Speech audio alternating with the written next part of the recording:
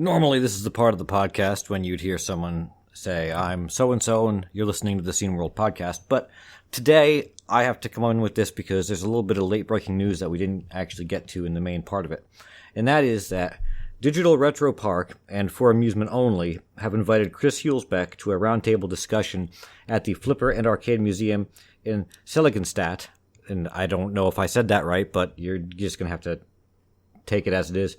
But they've invited him to the Flipper and Arcade Museum on October 29th, 2017 at 15 o'clock, which I guess is like 3 p.m.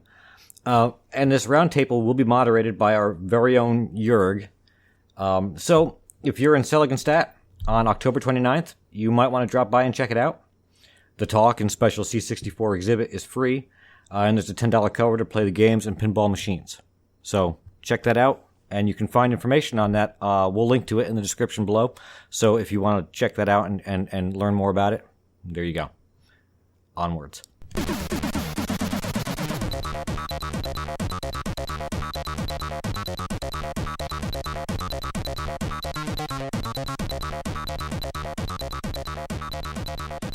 Welcome to the podcast. I'm AJ. Joerg is there, and that means this is Scene World. Yes! A world of a scene. A world of the scene. And a world of, I guess, that we're going to need to be... We've been mostly a C64 disc mag. I guess we're going to need to start expanding into the Amiga realm now because we have an Amiga outfit for the magazine. Yes, we actually showed a preview, a beta on Gamescom, and right now we are working on finalizing it and releasing it alongside the C64 issues. Right, and the good part is that it's a wrapper for the same information, so it's not. We don't have to do more work. Nope, not at all. Which is beautiful, but that means that we do need to do more work because we need to get our butts together in covering the Amiga scene. That will be yours and Martin stuff. We have not been doing... Well, yeah, I guess. I don't know. I've got an Amiga, but I don't think that I'm really part of the Amiga scene. Well, Martin is. Martin is, so. Yes. I have not even made... I made some graphics for the Amiga years and years ago, but not on an Amiga. It was an issue of I drew something on a different computer and then gave it to someone who did something with it on the Amiga. So I did graphics in only the most untenable, vague way that you could possibly do graphics.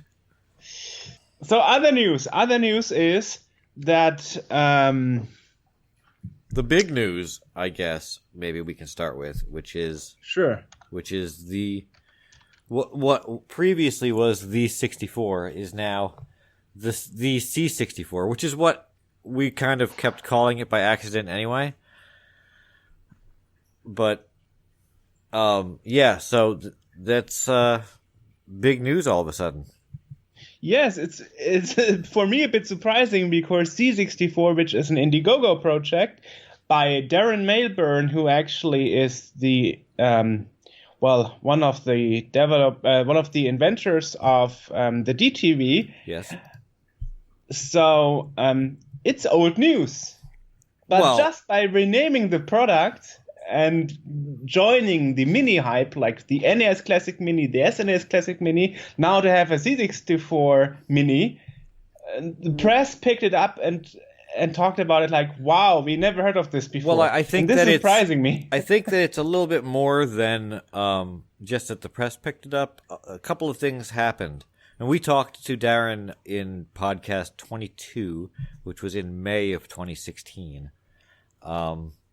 And at the time, the most of the time that this has been going on, it was an Indiegogo campaign. They were working on prototypes. They were getting someplace. Currently, they now have a couple of things have happened in that. Number one, they are now officially licensed by I guess it's Cloanto that holds the copyright. So now that's why they can call themselves the C64. instead of just the 64, because they actually have it's now an officially licensed Commodore 64 thing. And the other thing is that they have teamed up or partnered up with, I can't think of what the name of the company is, but they are the people behind the distribution of the SNES Mini and the NES Mini. So the C64 Mini will be, from everything I'm seeing, is going to be in stores, Walmart and Target and whatnot, by Christmas. Don't hit on the table. Oh, sorry. Because you're doing that all the time and the recording will boof, boof, boof. Yeah. Yeah. But from everything I'm reading, this will be in stores, Walmart and Target and stuff like that by Christmas, and not going to be simply a thing where you can order it online or get it through the Indiegogo or something, but it's going to be in stores and widely distributed. So it automatically increases the amount of audience that it can grab.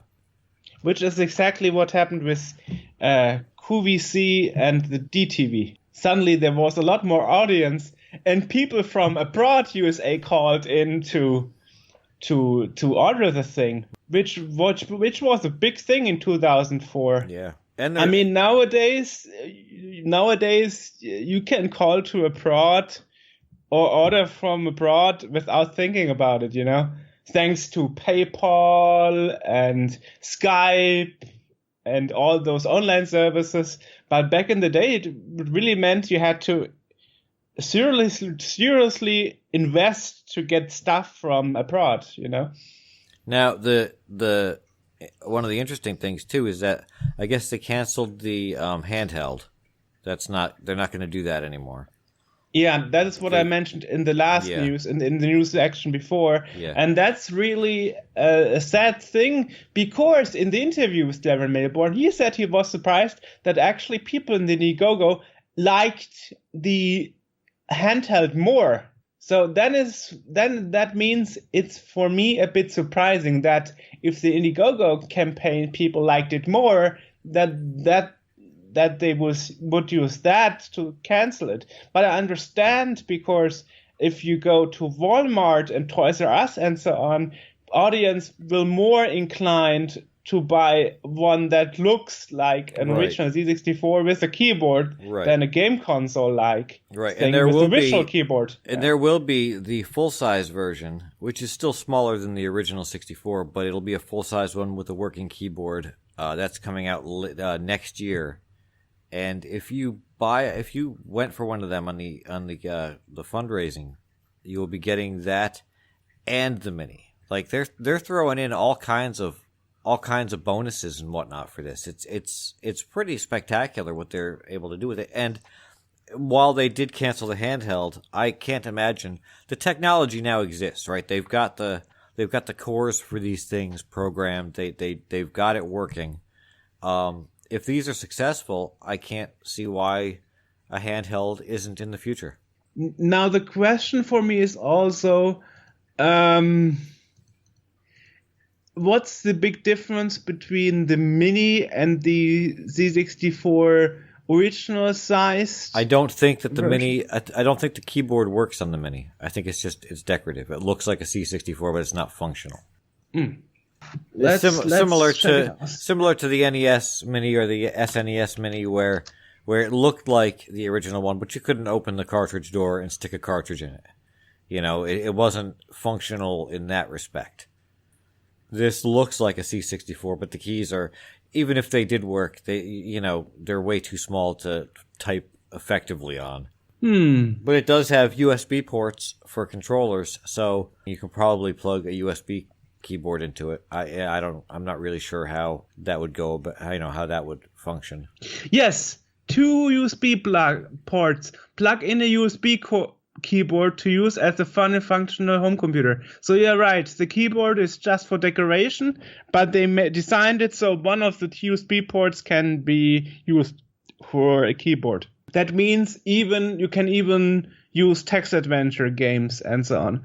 This means the limits of the games you can play in are 0, which was the problem. Well, if we remember from the C64 there GS, are some limits in that. I don't believe that the mini version, you're limited to what. There's no. I don't believe it has a cartridge port. No, it doesn't. Or any way to hook up discs or anything else. So you are limited in some respects in what you can do. I'm not sure if you can plug in an SD card or anything like that to it. No, you're right. If you look at it, it says, well, no port for expansion. Right. So right. you would get the C64 not mini. Right. If you want that. It's called Plus. Yeah. So the C64 Plus will have all the other things. Well, I still don't think it's going to have, like the serial connectors or anything like that. It'll have a cartridge port, but no user port, no cassette port, no serial or anything. It's and I think that the controllers are still USB. It is a trade-off. And in Germany and globally, it will be distributed by Koch Media. Yes. Which was the company that I was thinking that I couldn't think of the name of. That and is also doing the PR for physical Sega releases and distribution of Sega releases. It is. It's so. I mean, these partner programs that they've come up with have really they have the potential to really expand this significantly. And turn this into something really, really successful, which is good. It opens up the. I would like to see how hackable it is, sort of. Because if I don't like the idea of just having a machine where you turn it on and here's the games you can play, and that's what you got. But if this is the sort of thing where you can put different stuff on it and you can do some programming on it or play different games or use different software, then that's pretty cool. We'll see. There are no details about the Z64 Plus yet on the homepage. Not yet. So we will see that out. Yeah. Speaking of Sega, we're going to be talking to Sega in a little bit. We should have mentioned that before, and we didn't. Because we were too jazzed. Wow. We were so jazzed with this Z64 news that we... Well, I'm quite jazzed because it feels to me like the media never got the idea of actually talking to the guys. I know. It's. I think that it sort of fell into the waste bin alongside like the Vega Spectrum, all that stuff that just fell apart and have been absolute debacles, and everyone sort of figured that this might be along the same lines, even though we kind of had an idea that it wasn't, that the people behind it were really doing what they were planning to do. So it's a really, there's a lot of this happening now, because you also have the C64 Ultimate from Gideon Schweitzer. Yep. The guy that makes the 1541 Ultimate. That's supposed to be coming out. I saw prototypes of that. He's got the boards printed for testing. You've got the C64 Reloaded, which is another licensed thing. He's got the rights to use the Commodore logo. That's out, and he's working on Jens Schoenfeld from Individual is working on the FPGA version of that. So that's there. There's a lot of C64 and of related course the stuff. real hardware motherboard version. Yes. That is like an old version, but with better video output. Yeah. And also with full compatibility, and this time jumperless. Yeah. And your video is frozen again, by the way. Yes, it is. Good that we don't do a video interview today. Yeah. Yes. So anyway, we were lucky and spoke to the guys. And Darren Mayburn isn't a person that is unknown, so we figured he made this the DTV very successful, and we figured why this wouldn't be the case anyway. Speaking of the DTV, real quick. Yeah. Not the DTV, but Jerry Ellsworth was one of the people that designed the DTV. She also designed the Commodore 1 or the C1. Yeah. And individual computers had that, I guess, and they just it's been announced that the assets are for sale. We totally forgot to mention that. We posted that on ZZ4 TV, our news channel. That's where I read it. Yeah, because I'm subscribed to the mailing list of the C1, and somebody asked, like, so when is the new Chameleon update coming? And he replied, it isn't. Yeah, and then he announced it. All the assets are officially for sale. Wow. That's I remember the C1 when it first started to come out, and this is 15 years ago when they really started talking about that, and I never saw it materialize to the point where it was like a viable product, and it's the picture output was crappy. Well, I have one. Oh, it's unusable. Okay, it's unusable. Yeah. See, it was cool because it had the ability to potentially emulate other machines as well. It did. Yeah, you could get an Amiga core and a Chameleon core, and a VIC-20 core, but still it wasn't as good as it could have been. Yeah. And there's another machine that is similar to that. There was also an Amiga one. Yes, that's what I'm thinking of. Yeah, it was developed around the same time, not by Jerry Ellsworth. The MIST computer. Yeah. That's also an FPGA solution. Yeah, and I have heard amazing things about that. It's got very good. It's not emulation because it's FPGA, so very good simulation, I guess. I don't know what the semantics are for how you would say that for what an FPGA Well, most does. people just ask, is it FPGA or is it emulation? Yeah, right. That is how people differ it. Yeah. But it's got a really good Amiga core, although the AGA is still in beta, but the OCS, ECS Amiga is very good. The Atari is apparently one of the best implemented because that was the guy that designed it was an Atari guy. The C64, I mean, they've got the Plus 4, they've got a bunch of different Commodore 8-bits in there. So that's a product that is viable and being sold. So that's nifty. Other news that happened in August, IM 8-bit actually partnered up with Capcom and did a 30 years anniversary release for pre-order of Street Fighter 2. Ooh. For $100. And it sounds like it's old news, and why would we mention it if it's like in August and you can't get it anymore because it was sold out at the same night it was announced, and now you can only get overpriced units on eBay, even though I was lucky to get one that is not so overpriced. Yeah.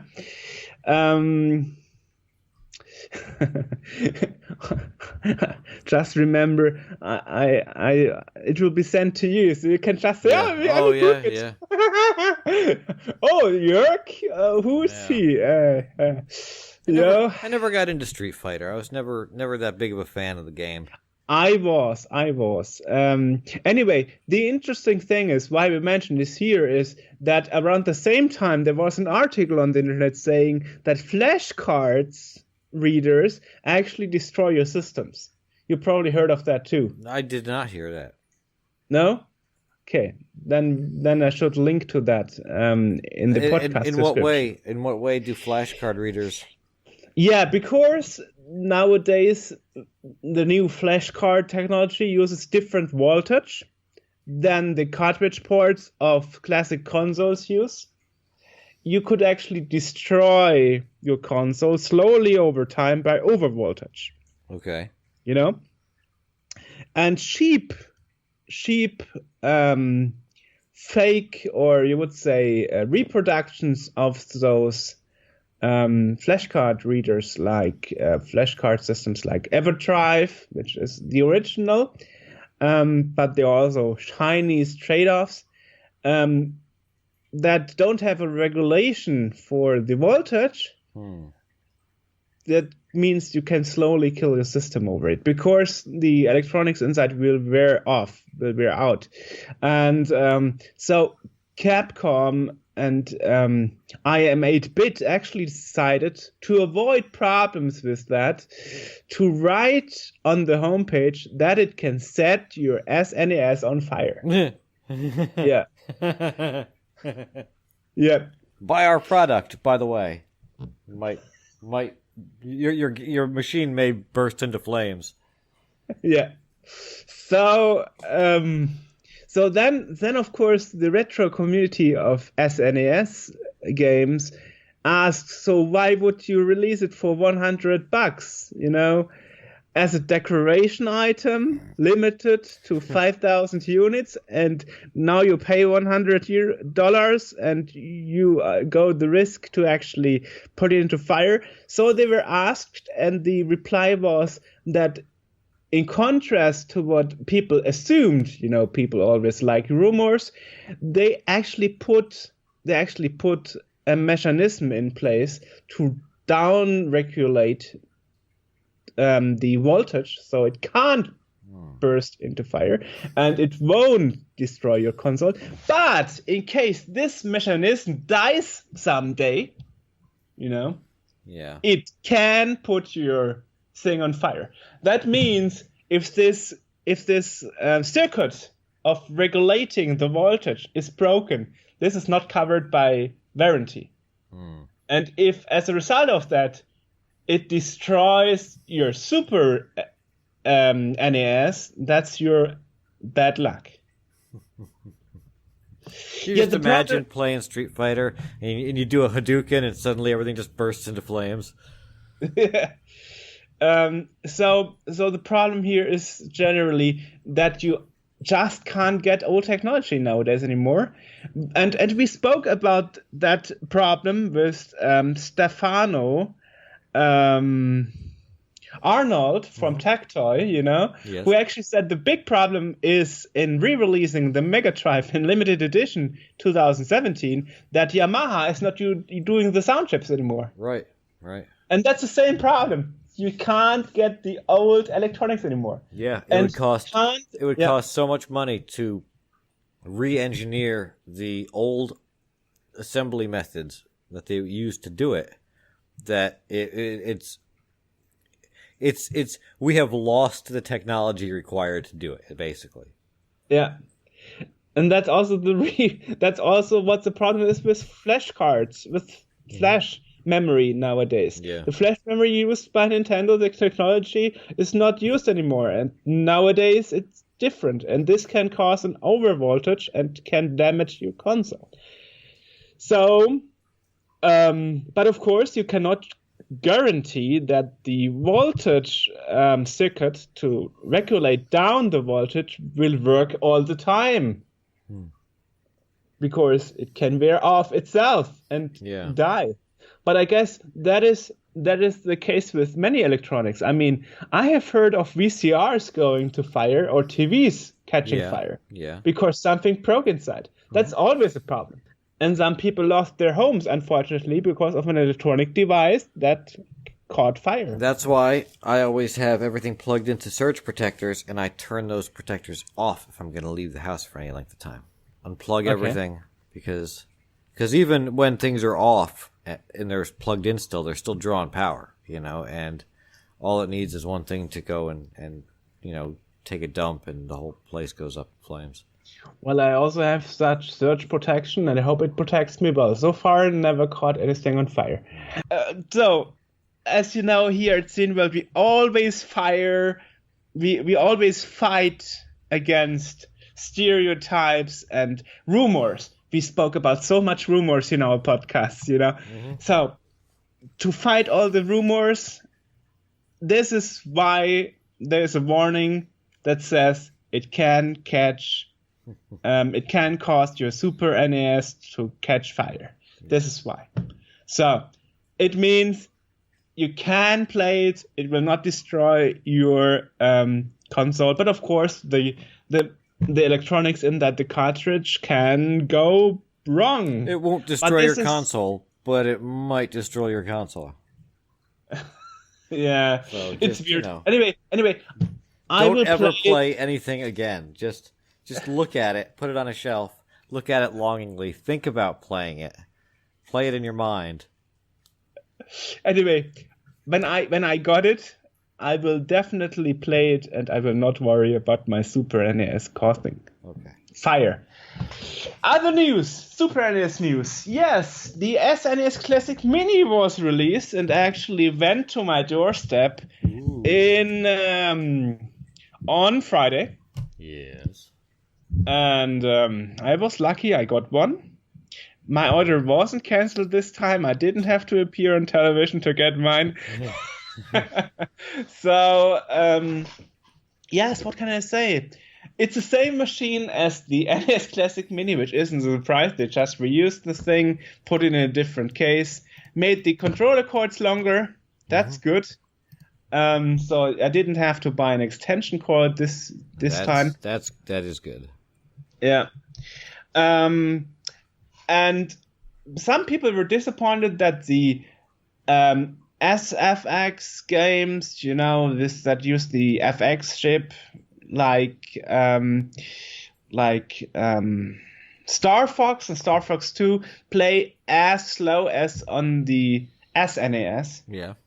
But I understand the thing is, you want to have the SNES Classic Mini to remember and to show it to your kids how you used to play the game.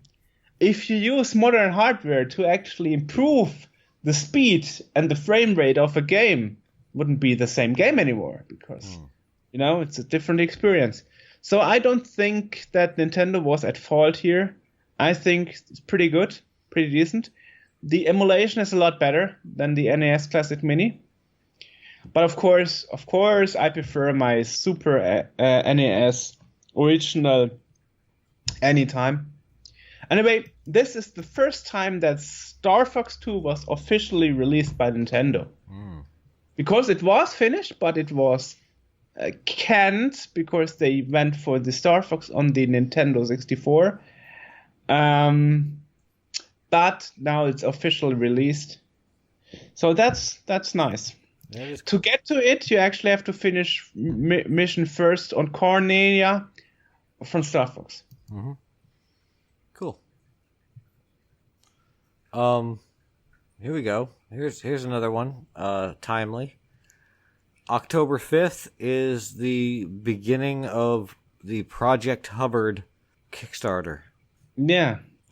So I'm not really too certain what this entails, but perhaps we will talk to one of the organizers in the future. Perhaps, maybe. Perhaps. We'll have to find out, and then we'll be sure to report back to you on what is happening. So, you got anything else? Yes, yesterday night, Sam's Journey pre-order actually started. This means if you had a reservation for Sam's Journey, you can go to the pre-order now, and you will be one of the first that will get the release because you did a reservation. Cool, I gotta check that out because it'll run on NTSC systems with an REU, and I have an REU and an NTSC system, so I just ordered Planet Golf, the deluxe version, so I'll be getting that soon. Yeah, there's a lot of games coming out, like real legit in-box games happening now for the 64, so I'm kind of enthused about that. So I ordered Planet Golf a couple of days ago that I should be getting here in the next week. Wow. I don't know if anybody else on the team has one. If not, then I'll do an unboxing. Why the hell not? Well, you have to talk to Andrew, otherwise he will do it. Did he get one? Andrew tells me he orders every game that's coming out. Okay. Well, I'll coordinate with him. Maybe he can do it. Maybe I'll do it. Maybe both of you. Yeah. We'll caress each other's hands as we open the box. Right. That must be it. Yes. So you got anything else? Well, that's plenty of stuff. Okay, I don't have anything else either. So who we talking to today?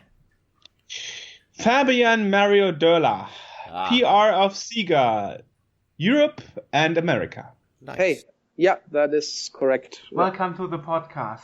Thanks for the invite. Pleasure. So today we are mainly talking about Sonic Mania that came out recently. All right. And but first, let's talk a bit about your history. From what I know about you, you are famous for making, for example, the translations of Zelda for the Game Boy in German. What? No, that is made up. I unfortunately never did that. I don't know where that info came from. But at least you said, or you didn't say, you're famous for leaking the design of the first Xbox, because that's what usually comes into mind and kind of haunts me in a good way, because that's something I did once, which is not as glorious as doing translations for Nintendo. From what I saw from other interviews, people always say you are sometimes really revealing more about Sega games that you maybe should at the time of doing it? Maybe back in the days. I've not rewatched all the interviews. I don't know if there was any particular example, but there were some things here and there. I did work for Sega Germany from, let me think, 2005 till 2012, and then they shut down the German offices. And in between, I was working as a PR at Sega of America in San Francisco for 1.5 years. I hope I've not leaked too many things. Nothing specific comes into mind, but there were some stories here and there. I remember that when Sonic Generations was about to launch, I did a little video with the guys from Giga, and because of a miscommunication, they just uploaded the whole file without cutting and removing certain stuff. And we did reveal a few things that we're not supposed to reveal at that time. Yeah, that was a fun week, I can tell you. And I saw a video upload of that thing, and people were commenting on the video like, is he fired yet? Yeah. Funnily enough, that is one of those things. Sometimes if games are in development and they're not completely polished and done, then developers, for various reasons, are kind of cautious not to show certain stuff, not to spoil stuff, or because they know that those things will improve in the next weeks.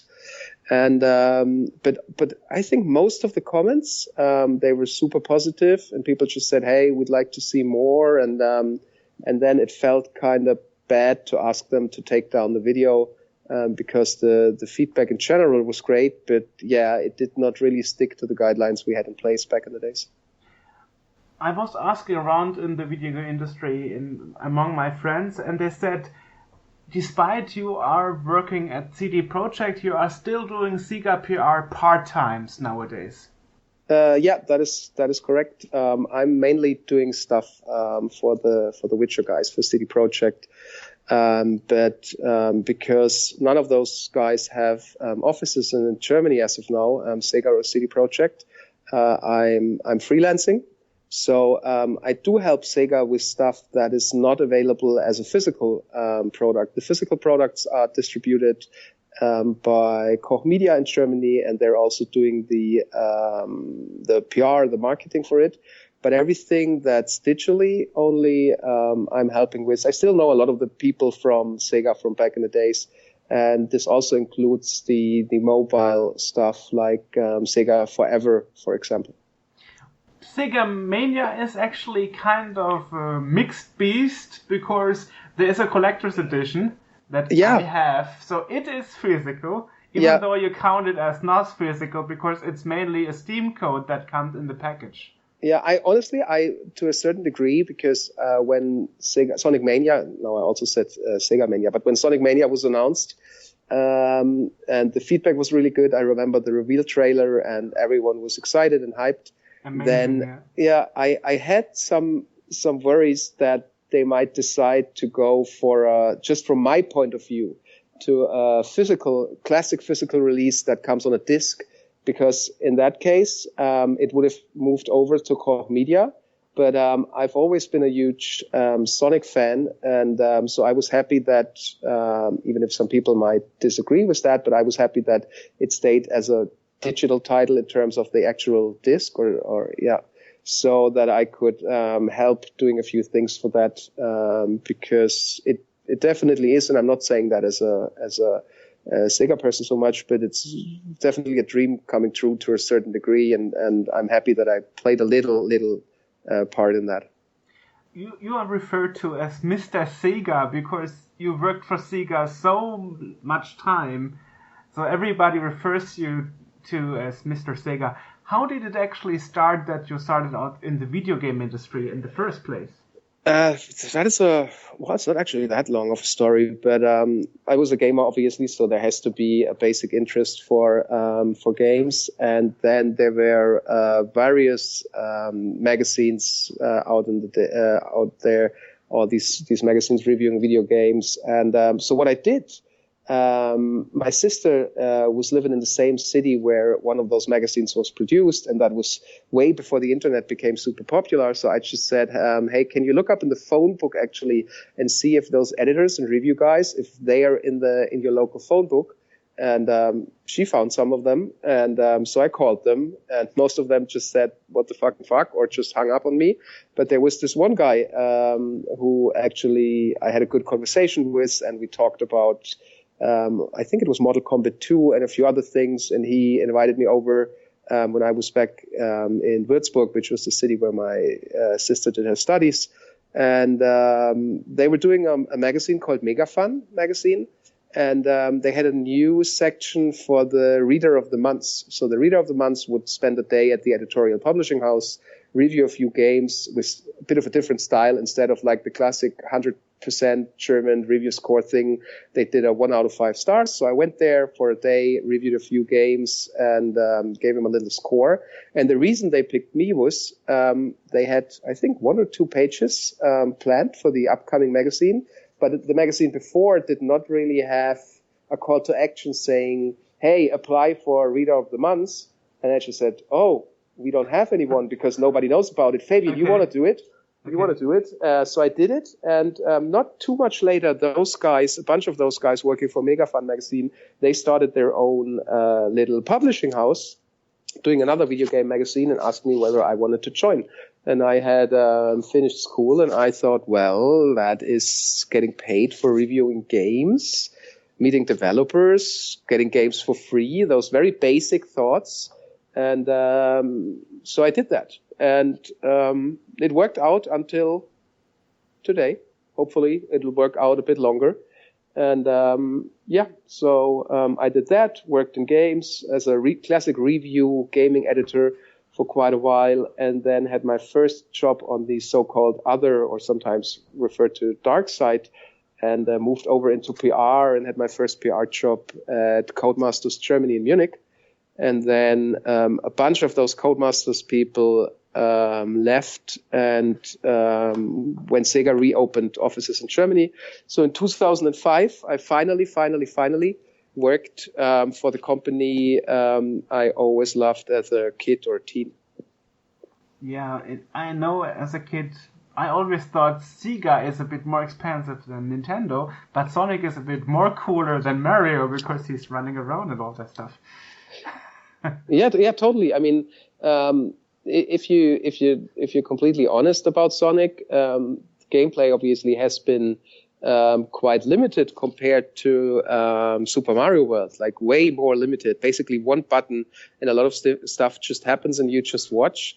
But it was that right attitude and the right style at the right time. And I considered it cooler. I mean, I realized that Mario World had more to offer gameplay-wise, but it just wasn't cool back in the days.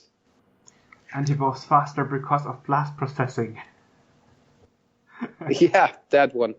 I wonder who made that up, actually. Probably there's a story in the internet. I mean, it was Sega of America, from my understanding, yes. But I don't remember who was the actual person who came up with that. Right. You're also known for being the fun guy in the video industry, not taking things too serious. I remember watching an interview where you were meeting somebody and asking, so who are you waiting for? And he said, PR from Sega. And you ran away and said, let me get him for you. Not realizing that you are actually the guy. Yeah, there were definitely some moments. I don't remember that particular moment, but it does sound like a classic Fabian moment. But in the end, it's games, right? It's about fun. And luckily enough, except for some little troubles I ran into, I always worked for people or had a boss running my department who was kind of cool with it and let me go ahead with it. Because actually, when I see interviews about games, about a real fun game, and not a dead serious game, and then everyone just totally sticks to the script and tells you these 5 sentences that the PR director somewhere around the world has approved, then it just kind of makes me sad because, we're all doing that for the fun, right? So I always try to have certain parts of that when I'm doing interviews or if I appear in a stream or a YouTube video or something. Cool. Well, I prefer more the conversation style, so I also don't stick to a script. But I try to make my homework correct and first do some research about the person I'm talking to. Yeah, we had this when working on the Mario and Sonic series. Obviously, there were some tougher guidelines compared because you have Nintendo involved, you have Sega involved. It was a really huge project. Plus, you've got the guys from, I think it's ISM, the license holders for the Olympics involved. So we definitely had to be more careful with that. But that was still a fun project because it was at the time, at least when I think, when Nintendo became more and more relaxed about things. And so that was still, while we had a lot of guidelines to keep in mind, still a very fun project to work on. You are talking about Mario and Sonic, the Winter Olympic Games? And the first one, yeah. And at the London 2012 Olympic Games, that was the second one.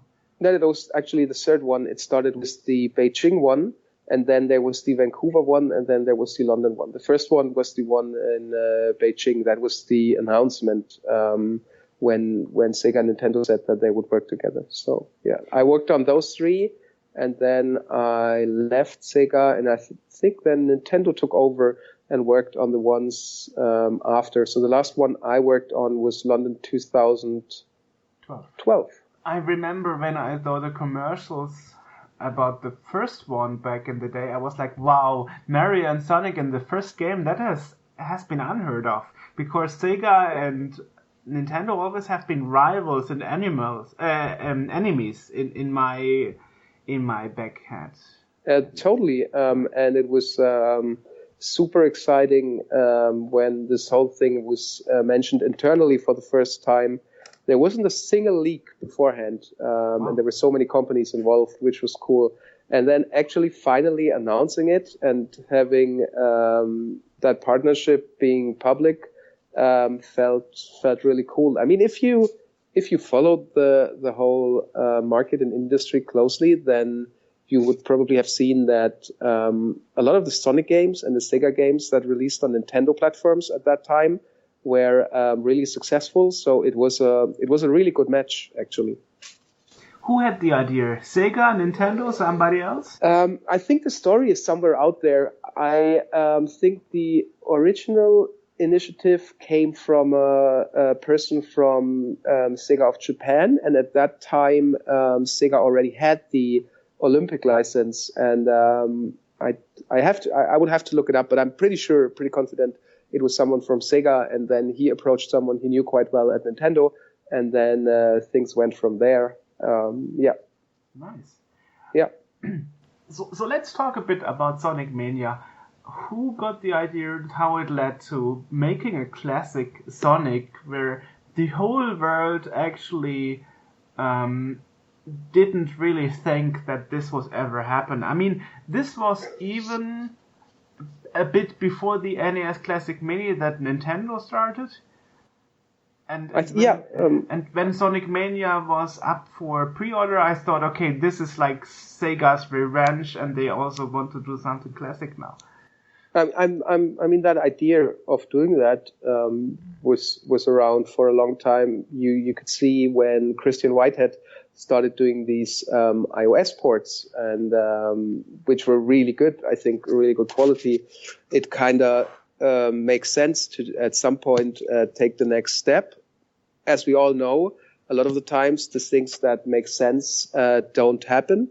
But if you look at the history and all the other Sonic games that released, and the 3D games and Sonic 4 Episode 1, 2, then it was just someone who just had to, I mean, basically stick all the little parts together. And then when you watch the crowd reactions to the actual Sonic Mania announcement, then you kind of figure out that this was the most obvious way, and it felt so good to see the reviews and the reactions, and speak to people who played it, either within the industry or just regular gamers. And I personally feel happy for the whole brand, and obviously for the company, because while there were good Sonic games in between, sometimes I think he gets blamed, or like people are a bit too harsh when it comes to Sonic games. But this is like when that infamous Sonic cycle kind of died,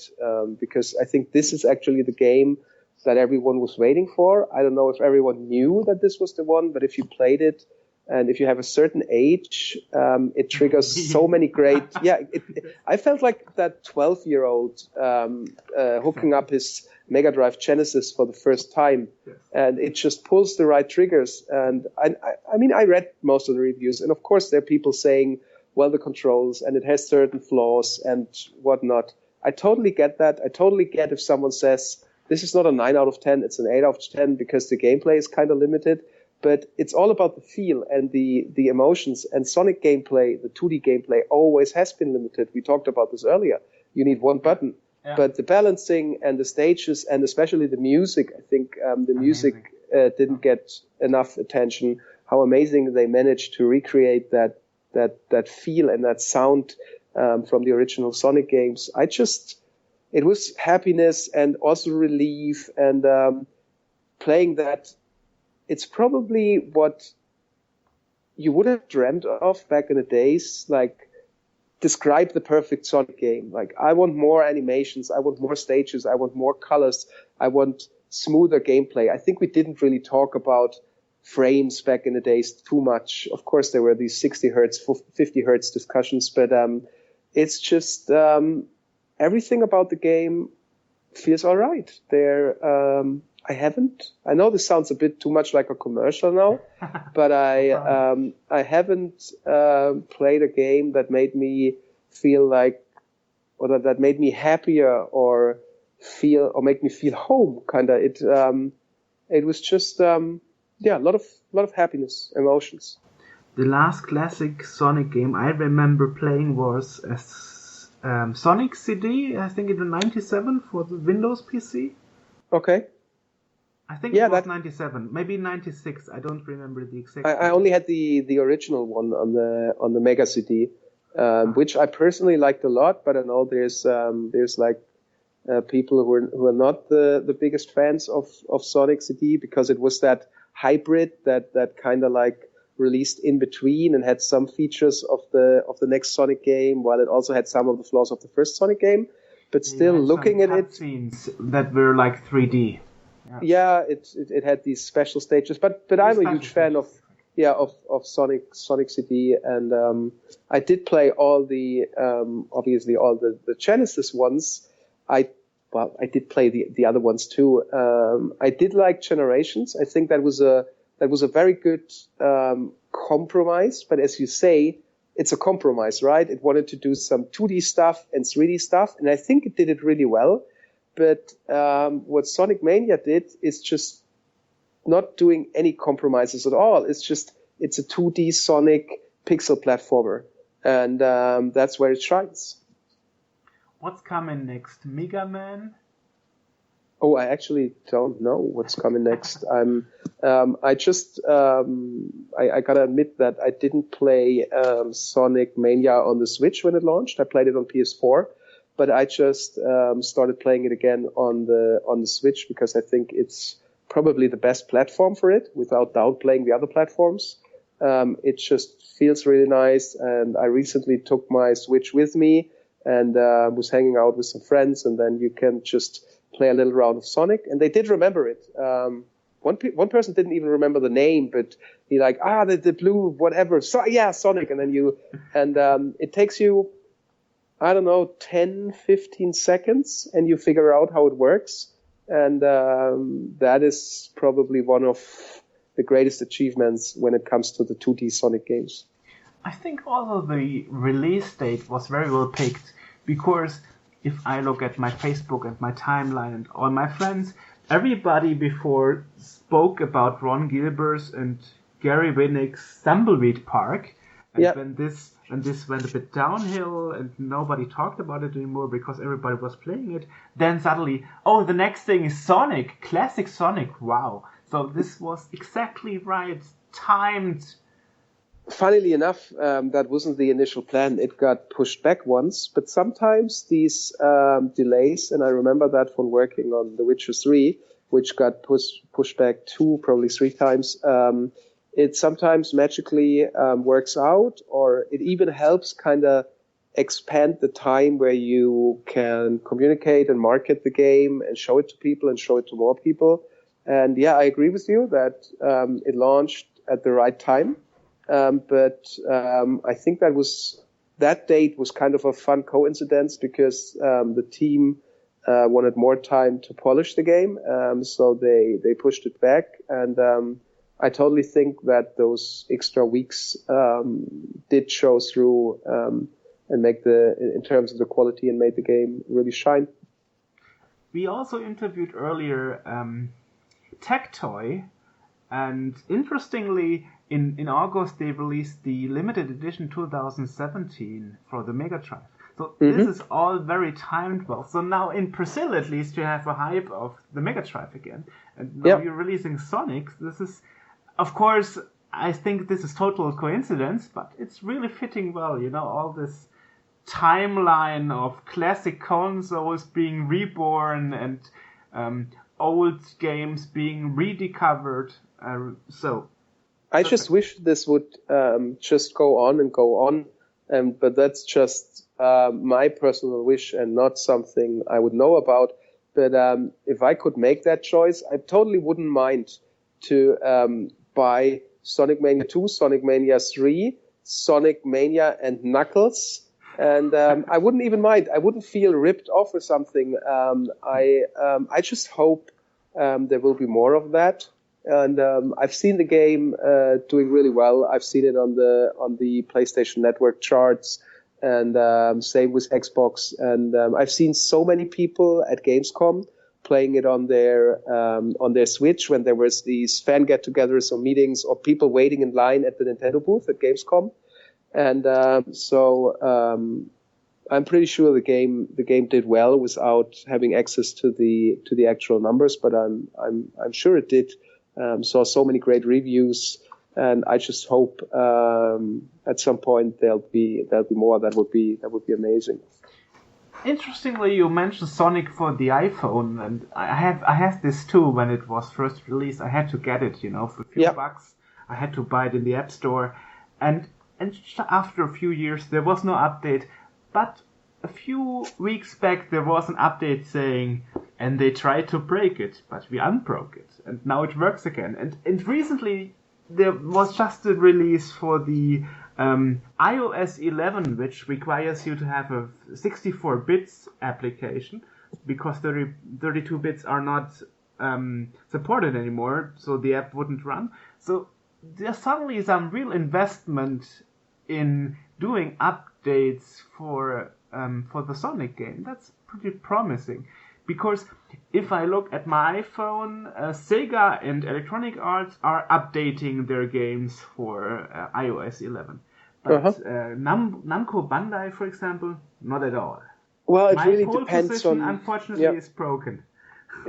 It depends obviously on your resources and if the game's still performing well, whether you have developed that iOS port in-house or whether it has been developed externally. If it has been developed externally, probably that contract is no longer really valid or does not, or back in the days has not included 10 updates or whatever. So at some point you unfortunately just have to pull the plug.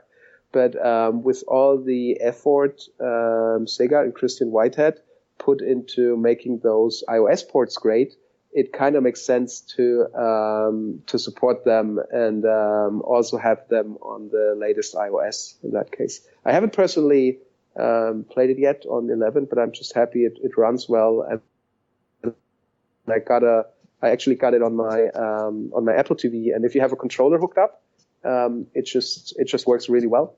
So, from your personal perspective, from what I gathered, Sonic Mania is the game you always wanted since Sega CD, and it's even better than you ever wished it to be.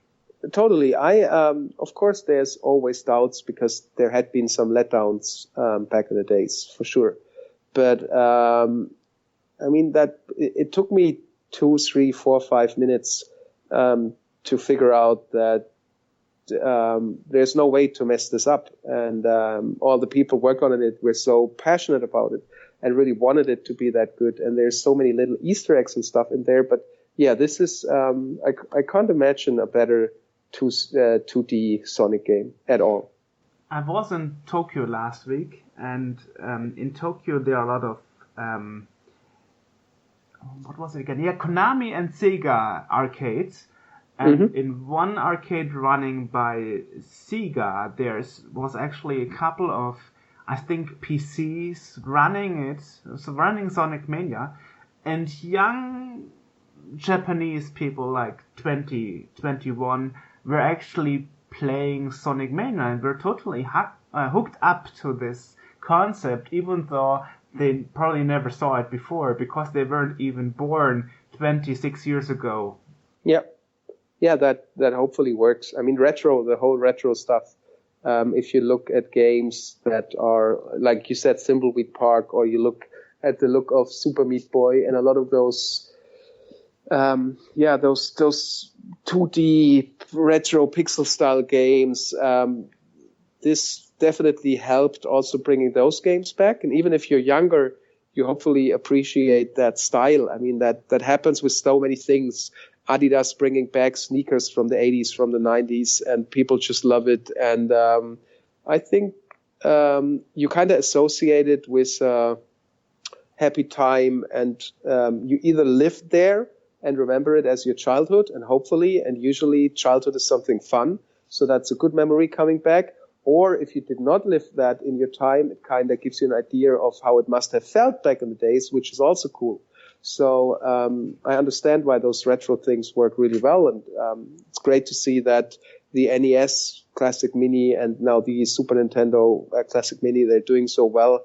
I actually remember that last year for Christmas I had some friends over, and like my uncle and people of all different ages were there, all different age, and they all remembered Ice Climber, that game.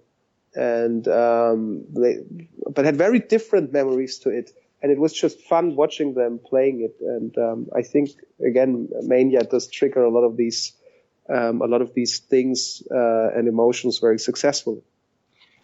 Funny that you mentioned Ice Climber, because if you look at YouTube from the youngsters doing reviews about something they didn't play as kids, they said like Ice Climber is one of the more boring games, you know. It totally is. It totally is. Honestly, I think it has sluggish controls and everything, but we launched it up. People remembered it because it was I think it was bundled or even built in with the Nintendo Entertainment System. So a lot of people had the Nintendo Entertainment System, had Ice Climber, and there was one person in our group just saying, "Oh, there's this annoying bird again. It's that bird that flies up to the top of the stage, I think, in every stage." And I didn't remember that, but they were totally triggered, like, "Oh man, that bird, I remember the bird."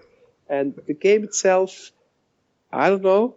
I didn't really enjoy it too much, but for sure wasn't the game I played most out of these NES Classic Mini things. But yeah, if it triggers these emotions, then it probably did the job for you. Well, I had the version with these 3 games bundles, so Super Mario Bros. Who isn't it? World Nintendo Cup? International World Cup, exactly. Yeah. And one more, right? Which Tetris. Oh, Tetris. Yeah. That, I mean, and those I know games, World Cup was flickering like hell because they used a multiplexer that displayed more sprites than the NES can handle. As a kid, I didn't really bother, I didn't really mind, but as an adult, now that I know how it works, I think, wow, this could really have been done better. But I think the Sonic thing was so interesting for me because of the speed mainly, you know.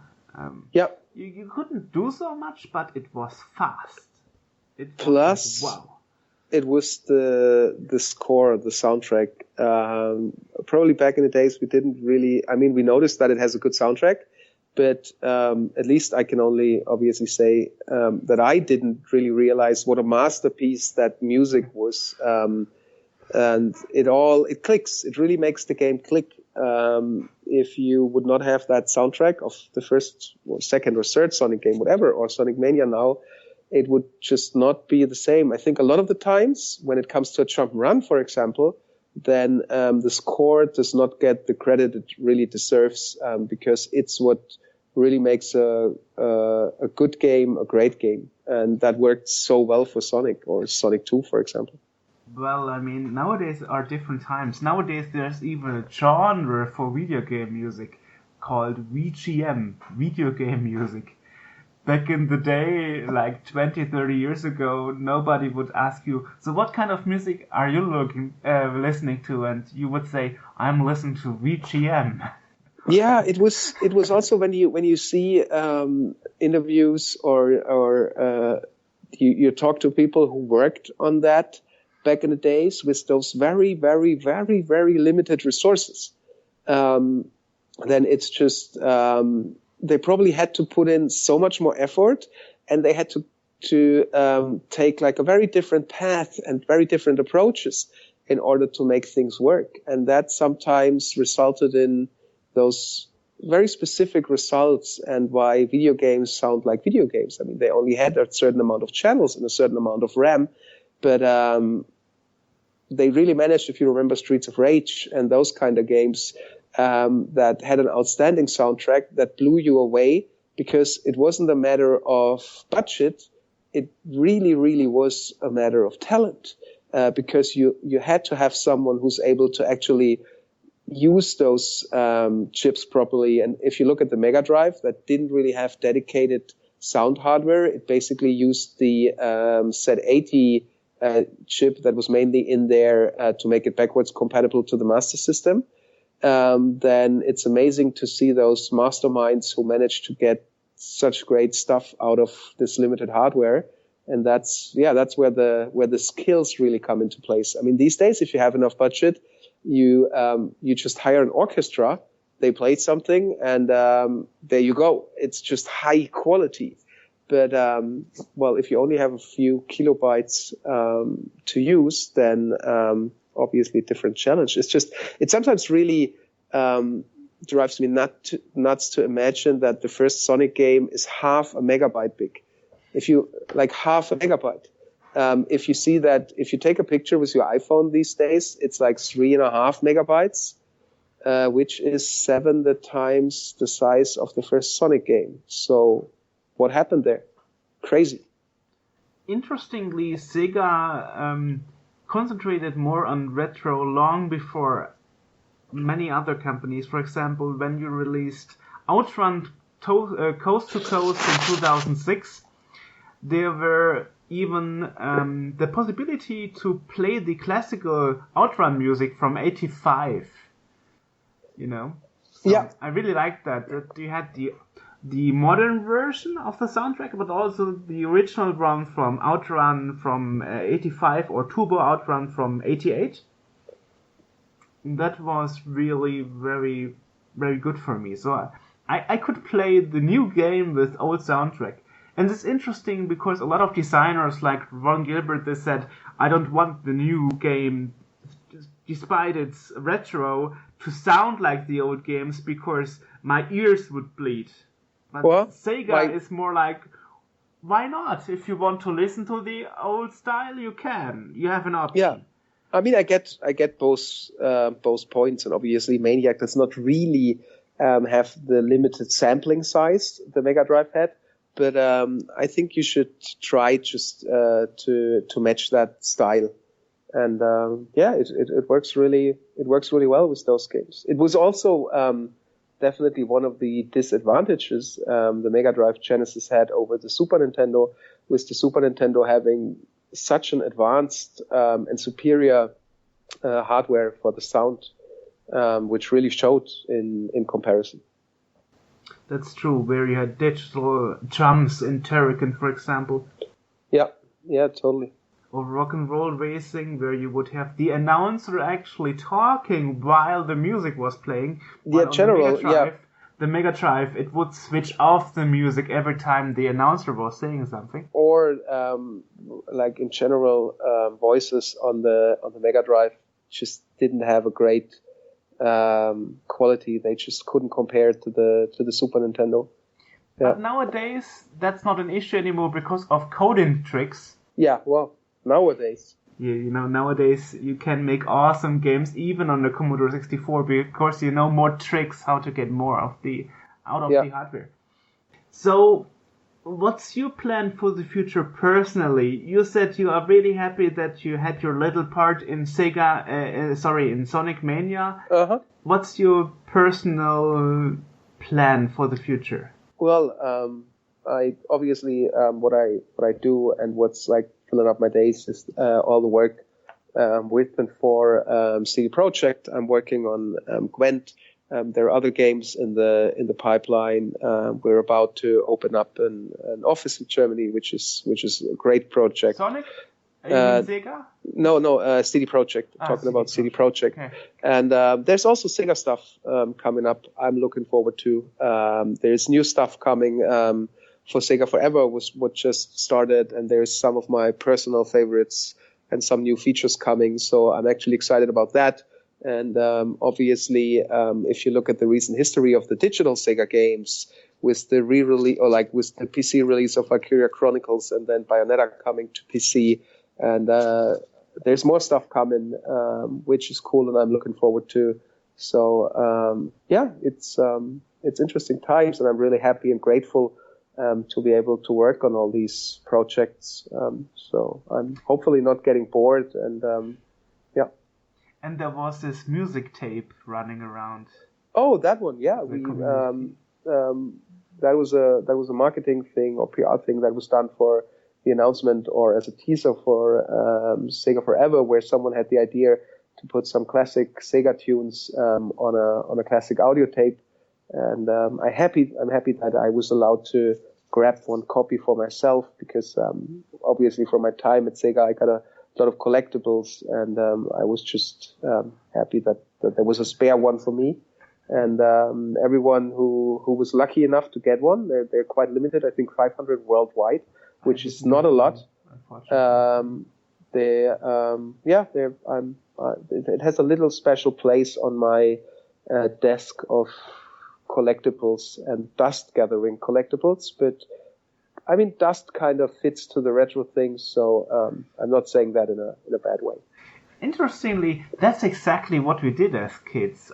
I played the video games and computer games just for the music sometimes, Yeah. And I would record the title screen music or the in-game music on tape.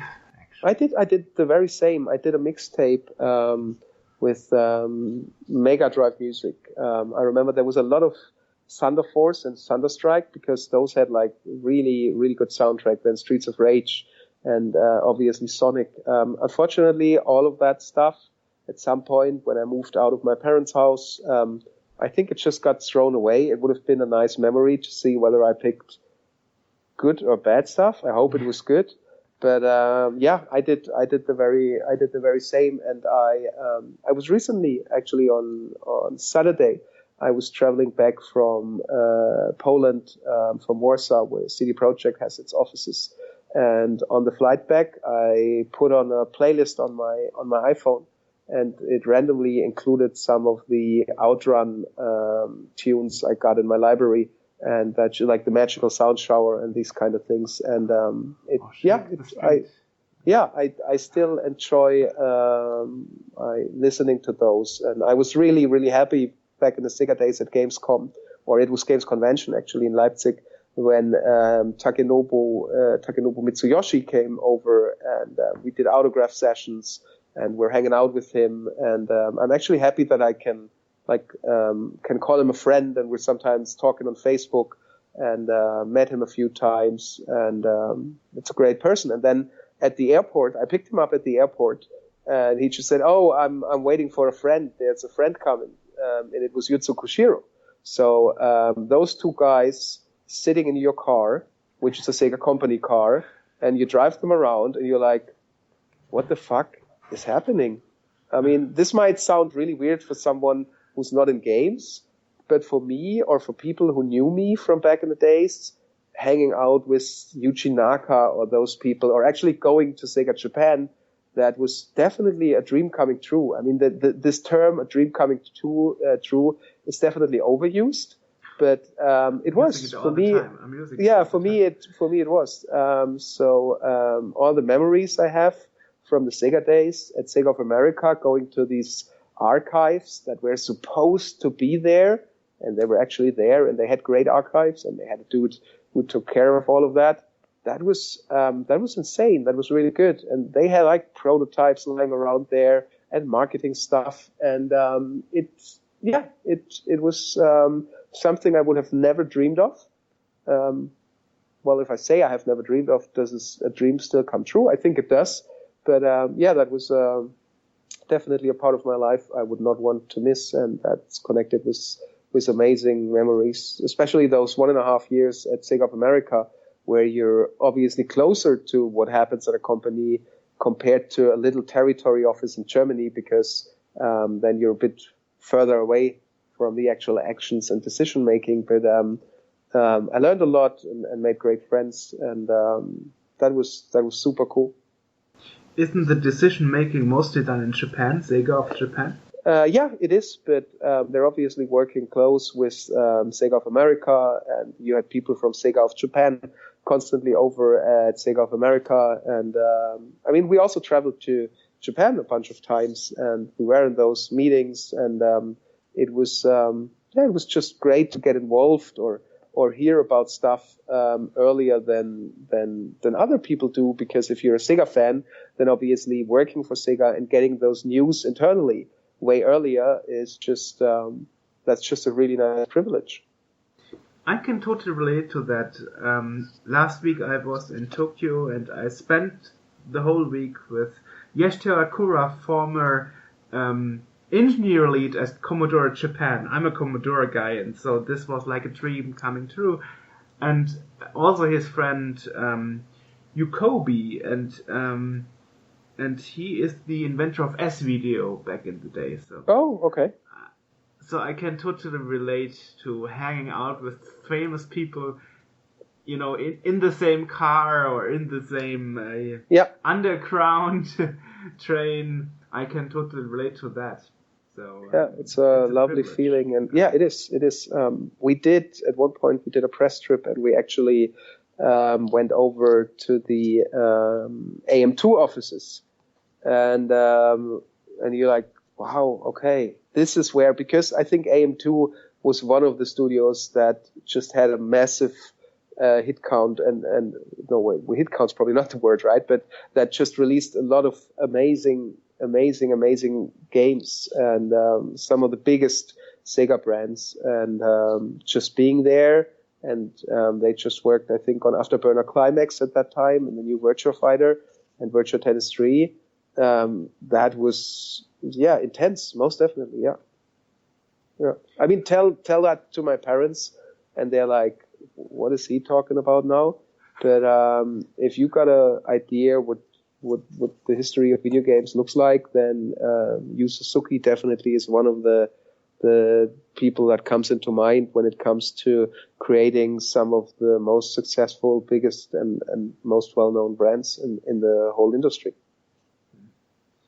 I was lucky to be the last guy to interview Ralph Baer, actually. Oh, okay. Well, the last guy. Both lucky and sad, but I'm glad it worked out, obviously.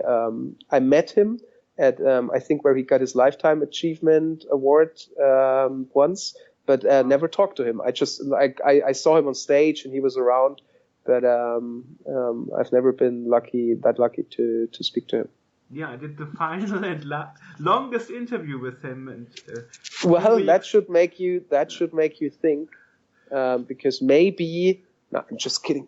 But yeah, I mean, that's definitely a internal joke between me and my friends that I kill people after I interview them. Yeah, that's my last interview. Damn, I had no idea when I said that's my last interview. That's really my last interview. But yeah, those things obviously happen. But it didn't happen. It has not happened to me yet. But if for some reason I'm not feeling well after that interview, then you should probably start rethinking your interview strategy. No, it's just that most people I interview are pretty old. For example, the inventor of speech synthesis, Ghostbusters speech and the C64 Atari, or talking elevators. Forrest Moser, he's 88, so yeah. Obviously, people are getting older, so. Well, so am I. Yeah, so am I. Yeah. All right. Well, you mentioned that you do this all for fun in the video game industry, but there are still some, competition going on. For example, obviously, Pro Evolution Soccer and FIFA Soccer is like a big competition there. Well, but I mean, competition can still be fun, right? Think of sports and all that kind of stuff. I think it's a good thing because it actually pushes you to evolve, let's say, your game, your product, your game series. So, I mean, obviously back in the days, Mario, Sonic, when it was still a competition, but we had that as Sega with Virtua Tennis, and what was the one from 2K, they had a really good tennis game. Topspin? Was it Topspin? I think it was Topspin. And then you had Tekken and Virtua Fighter, and you had this and that. And I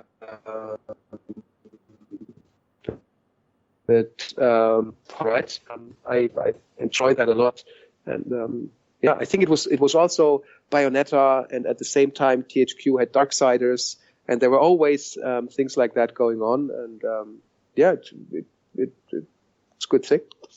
So one of my final questions is, you as a PR from Sega, do you think that this Sonic Mania is more done for fun, or does Sega really believe in the power of the retro gaming market? I mean, I don't think that a company these days does such a project that has such a long development cycle for fun. That's just too risky, too expensive. Most of these companies are publicly traded companies. So, of course, you want it to be commercially successful and hopefully re-establish, let's say, not the Sonic brand, because that is established, but the fan base, the dedicated fan base for 2D retro platformers. And you've got all these internal decision processes before, and obviously calculations and estimates are made. So unfortunately, when it comes to such a project, that does not really happen for fun. If it turns out fun, great. I mean, of course, there are indie projects, like smaller projects with a way smaller headcount and a way smaller budget, that probably started as a fun idea and then really took off. I mean, as a really weird example, take Flappy Bird, right? That was made for fun. That Vietnamese guy who got a millionaire. Yeah, that was obviously made for fun, or maybe because he was bored. I don't know the whole story. But there are other indie games that were made for fun and then became commercially successful. But without knowing the exact background of Sonic Mania, there was market research. There's a brand team behind it. And I mean, no company really sits and says, hey, let's just do this for fun. And if it works out, we make some bucks. Cool. But if it doesn't, well, we still had fun. It'd be great if it would be that case sometimes, but honestly, that is not the usual way. One example, for example, would be Forest Games, who are one of the most prolific and known indie development studios now. Since Gianna Sisters, when they re-released it as a new revived game, it was more successful than they ever believed it would be. Yeah, I mean, these things happen. But the bigger the company gets, the bigger the chance that there are people in controlling who are doing the calculations and the maths before. And then, things get a bit more professional approach. Not saying that those other companies are not professional, but if you have, let's say, one or two people working on a game for a year and they're doing this like an indie game as a side project, if it does not work out and if it does not perform commercially, then hopefully the only thing they have wasted is some time, but they probably learned some out of it.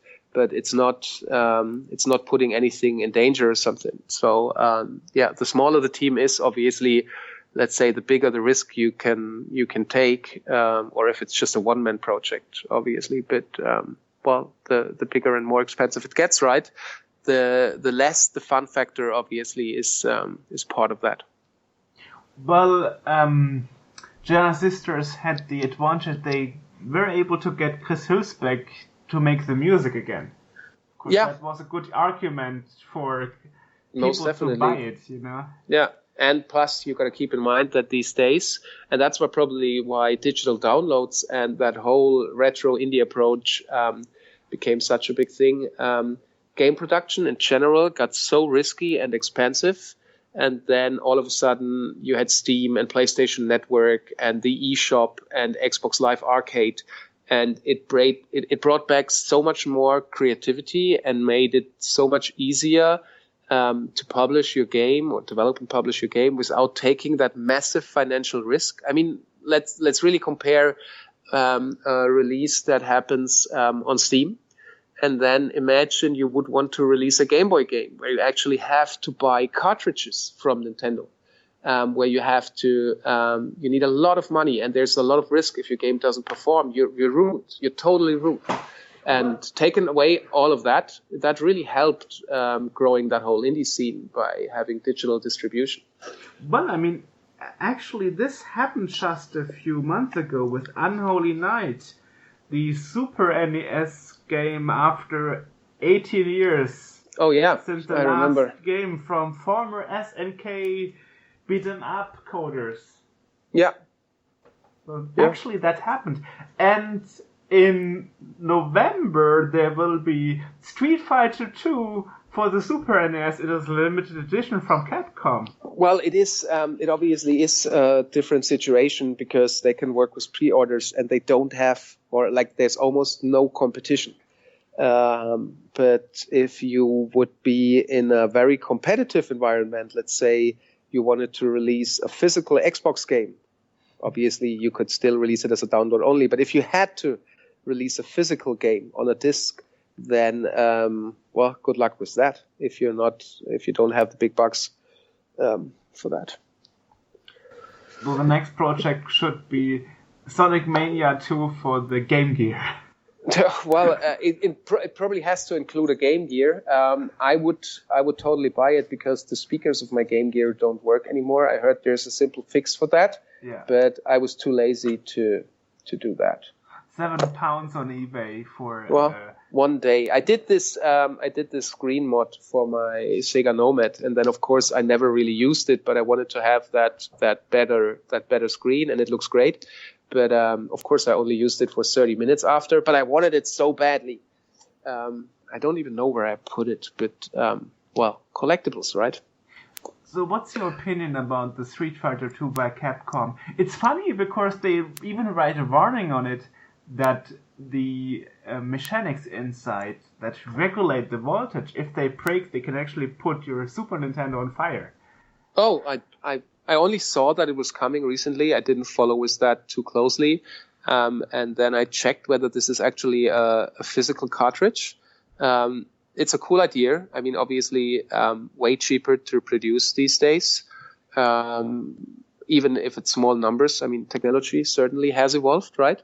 But I don't know too many details on the technology used and how they do that to really comment on that. Besides realizing that this is a really unique, cool thing. So one thing that we always wanted to know about you: do What? you play retro games? I mean, do you? Apart from your Game Gear, as you mentioned, and Nomad, do you actually sit down and play Sonic on a real? Definitely not as much as I wanted to. It's that classic, how do you connect your old stuff to your telly? But I still have, I'm still playing the original Mario Kart sometimes on the Super Famicom. Got a Super Famicom Junior here just for that case. I do sometimes, and by sometimes I mean probably 3-4 times a year, play on my PC Engine GT. I like those, like the Devil's Crush, and I always enjoyed the Final Match Tennis games, even the Bomberman games, which you can easily play with a link cable on Turbo Express or PC Engine GT. Not that I would have done that specifically for the last thing, but I remember that it works so easily, just with 2 headphone checks. But yeah, I do. And then, I mean, the Super Nintendo Classic Minis around the corner. I have never played Star Fox Star Wing 2. I never downloaded any of those ROMs that are for sure out there in the internet. So I'm looking forward to play that for the first time ever. On the SNES Classic Mini that will have the Star Fox 2 on it. Yeah, I'm really looking forward to that. So yeah, I do. And I also... I kind of count Sonic Mania into that kind of genre, even if it's not like a real retro game. It kind of is, but also it's a new game. But yeah, I do enjoy these kind of games a lot. I mean, retro is getting so much blurred out nowadays. I mean, nowadays there's even retro PC gaming. For example. Yeah, I think they overdid it a little bit, and then it peaked, and everyone thought that he could make millions out of that by just giving it a pixel look and approach, and then that bubble did burst. But hey, I mean, we still get a lot of great content, so I'm not complaining. Back in the day because of the blurred CRT. Yeah, I sometimes feel, yeah, you're right, that it's more pixelated these days than it was back in the days because you couldn't really see. But yeah, I agree. So I actually got a CRT screen in my living room because now I can play Super Mario Bros. 3 with all this failed graphics on the right side because of the overscan. Oh, yeah. Yeah, true. That actually does show up then, yeah. So like, wow, you know, because on YouTube you see games captures in a way you don't remember. Yeah. Yeah, I did. That's this thing when you start searching for one of your favorite games from back in the days on YouTube, and then the next recommendation pops up, and all of a sudden it's 3 a.m. and you've been watching footage from games you played back in the days, and then you realize you're tired and you need to go to bed. I'm really happy to realize that the PR guy for Sonic Mania really is connected to retro in a way. Oh yeah, so that's really probably know what you're talking about. Yeah, that's really it's probably my age though, because I grew up with the Commodore 64, and like me. I mean that definitely helps. But yeah, of course, it's that retro feeling and the good memories and that childhood memories. It's something great, and I was lucky enough to have a Commodore 64 and then the Amiga 500. And so there's so much stuff connected to that. The ex-boyfriend of my boss at Sega He was the guy who also like co-created Shadow of the Beast back in the days, and I had no idea. And then I met him at the Reflection studio visit for the second Driver game, and then I figured out, wait a second, that is the guy who also did Shadow of the Beast. And then instead of talking about Driver 2, what this whole press trip was about, we were just nerding about Shadow of the Beast and the limited edition that came with the T-shirt and the parallax scrolling and the difficulty level. And I think he enjoyed it more than talking about Driver 2. Yeah. Well, Shadow of the Beast is like, you can instantly die if you're unlucky. Oh yeah, I wasted so much time, and I actually had to get the. You remember those trainer versions that came with a built-in cheat code, and years later I got that version and was finally able to finish the game. And man, that ending really sucked, but still I felt relieved to be able to finish the game. I was actually one of those lucky guys that got a Game Genie for the NES. So but don't tell me you played Shadow of the Beast on the NES, because that sucked graphically. No, I didn't. Okay, all right. But I got one of those rare Game Genies for the Mega Drive, because it was only released in certain European countries like France. Oh, okay. And then I remember that. Yeah. True. There was that also brings up the PAL version of the Turbo Express that only launched in France in very limited numbers, but it does exist. Or that front loader of the Mega CD, the PAL version that only launched in very limited numbers in the UK, I think. There are a few good examples, but I think if we start talking about this now, then I'll never be able to eat my pizza. What am I going to do now? At least your schnitzel doesn't get cold. Yeah, no, like it's the pizza, but it's not a problem. I just reheat that now. Alright. Dann gehe ich mal wieder zu Deutsch zurück, oder? Kein Problem, ja. Jetzt? Ja, genau. Thanks for your time. Danke. Tschüss. Hey guys, I got that. Oh, jeez. So that was Fabian Mario Doehla. You can follow him on Twitter. His Twitter handle is Fabian Doehla. You can also check out Sega. That's www.sega.com. And Sonic Mania is also at www.sega.com/games/Sonic Mania, and we will put links to all of these in the podcast description below. I'm going to go try to find out where Joerg went. See you later.